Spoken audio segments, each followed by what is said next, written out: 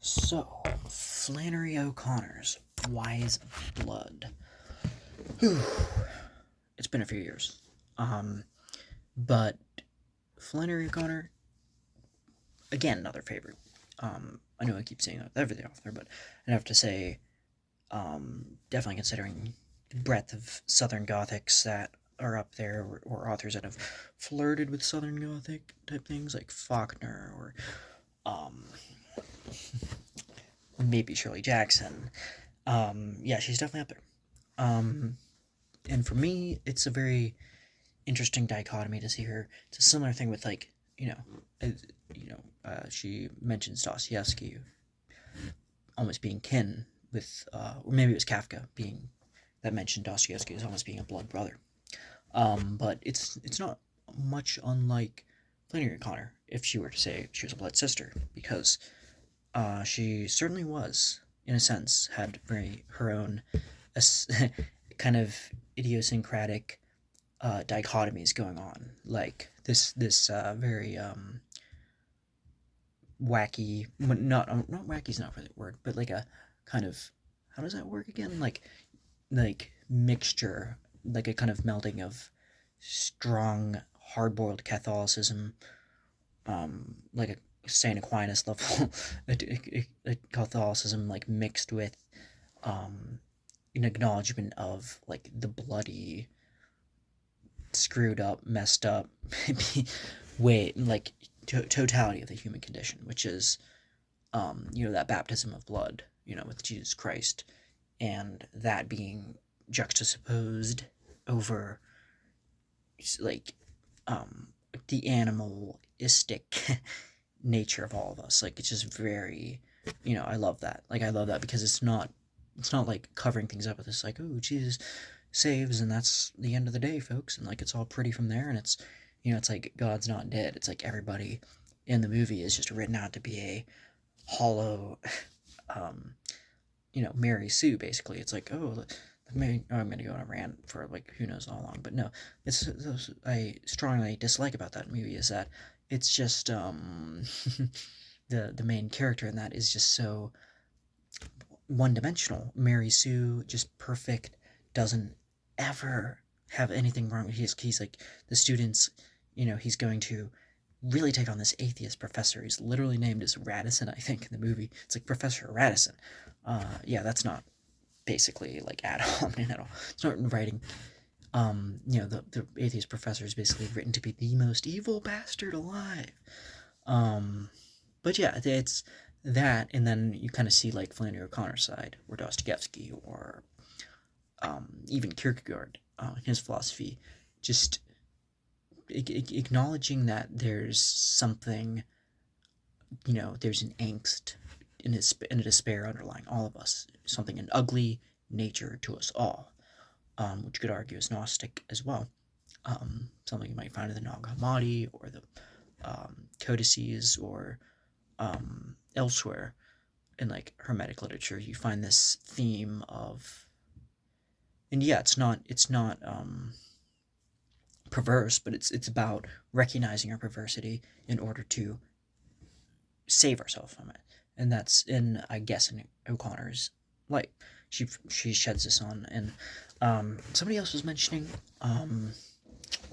that Flannery O'Connor was a cartoonist, I think, and I actually looked up some of her cartoons, where I would probably show it on my screen, but I don't know, my lighting probably won't do it justice. But yeah, you can probably just Google it, Flannery O'Connor cartoons. Sorry, and yeah, you'll probably find something because it's very unique and it's very it's kind of like how, almost what you'd expect, but also not, because like the type of cartoons weren't um they were almost like more dark humor, I think, like, which would probably fit what her temperament too. And side note too, I don't know how much this plays into it, but there's news footage of her, I think, as a young girl, I think, because she was born like 1924, I think, mid 1920s. Passed away all too soon. I think about the age of 40, due to I think tuberculosis or something. maybe cancer, but like whatever it was fatal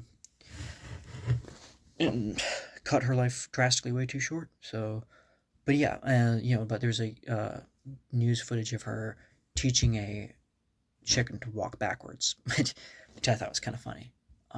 But yeah, that's kind of, it almost seems like something that would be in one of her books or short stories.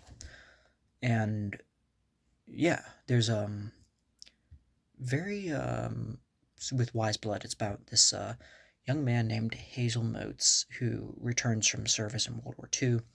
This novel takes place shortly after that whole era, and he comes home and he is shown to be a kind of intelligent but kind of a bit brooding and a bit kind of on edge type of guy, and he's just very intense. Um, but while he's shown to be like in almost like in word, like in speech, he's shown to be very like anti-religious, like no, I'm not, or no, not anti-religious, irreligious. He's almost like apathetic. There's like this strong like, remind me of like Albert Camus' A Stranger, Mersault, in the sense that he's not even like angry at religion. He's not like, oh, I hate it, but he's also at the same time he's just unbothered by it. He's just very like, I don't care.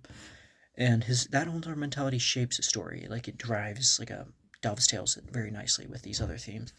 And he comes in with a with that in mind, and he's like wears this preacher's hat and kind of, but not purposefully. Like he doesn't intend for anybody to think that, but then people start mistaking him for a preacher. And then he starts leaning into the role. This is where things get interesting.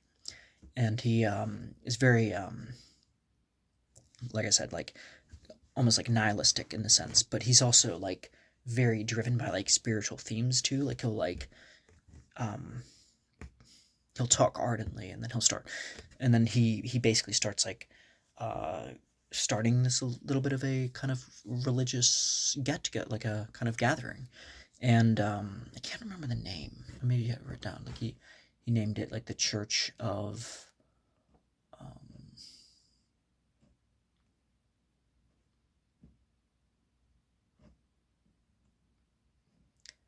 it's like something.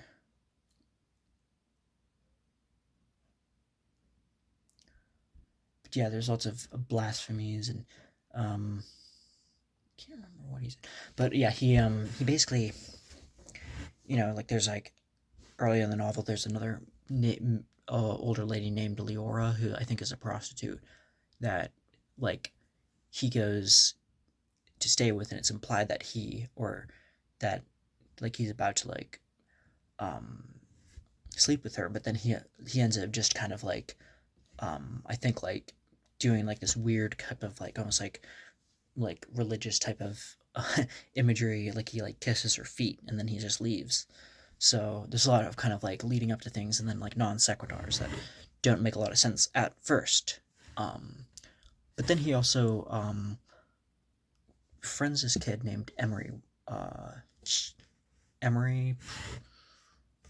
What's his name? His last name is um,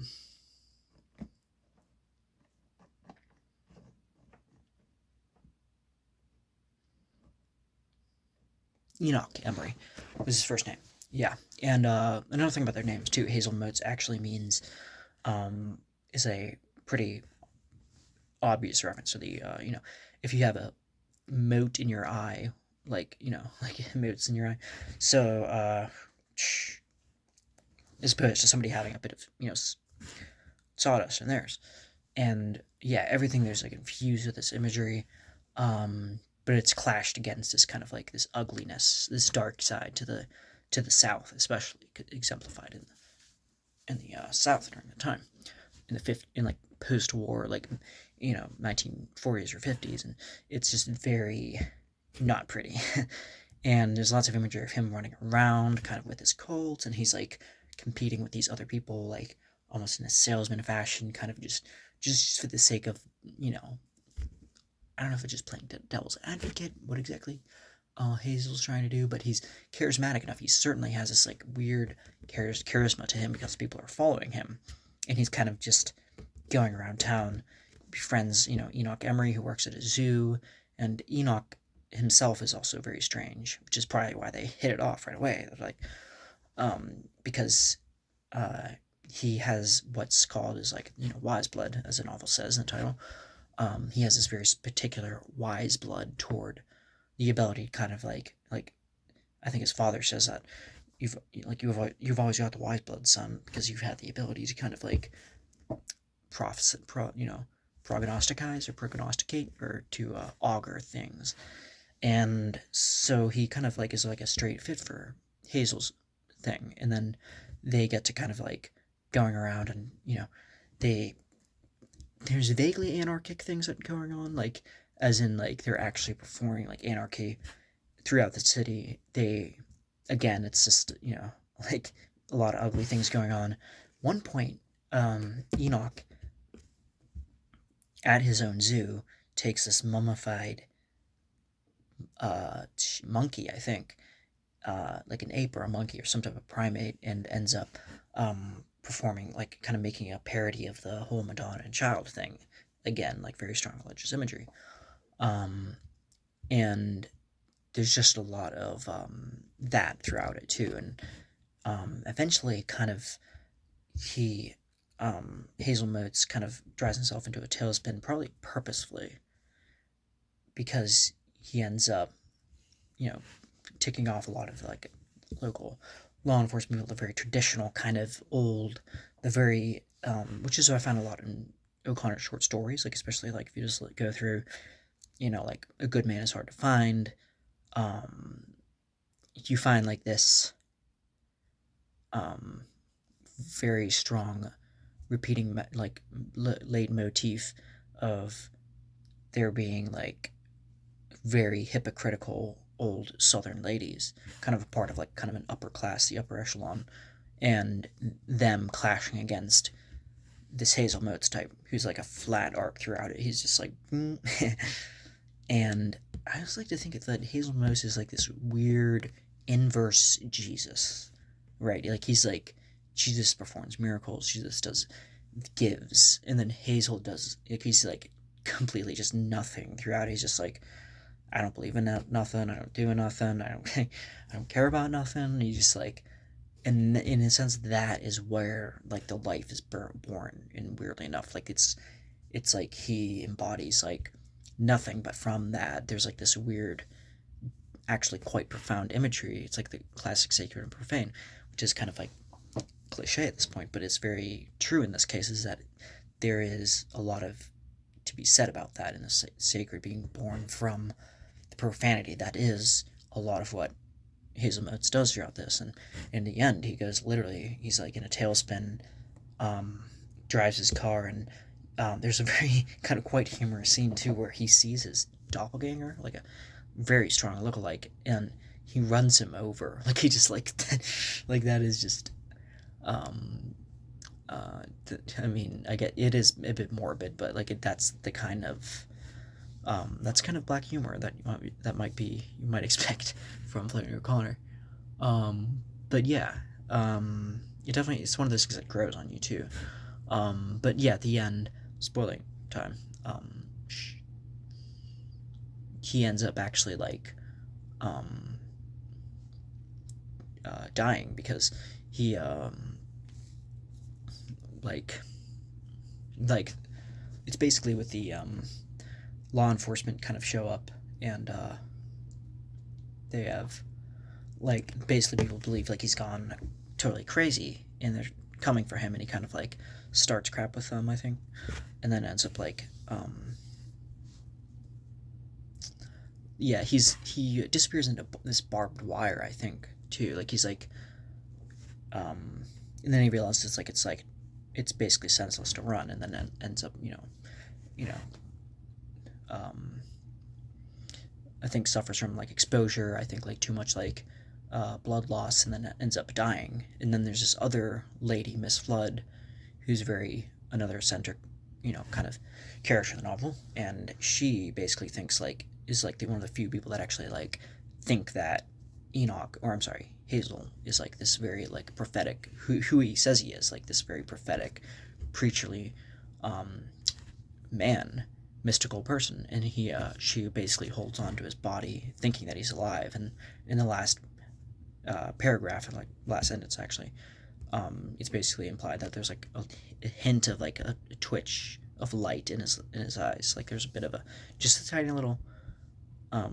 spark of light. And yeah, that's Wise Blood by Flannery O'Connor. Definitely recommend. Like I said, it had to grow on me a little bit for me to understand all these things. It's not terribly long read.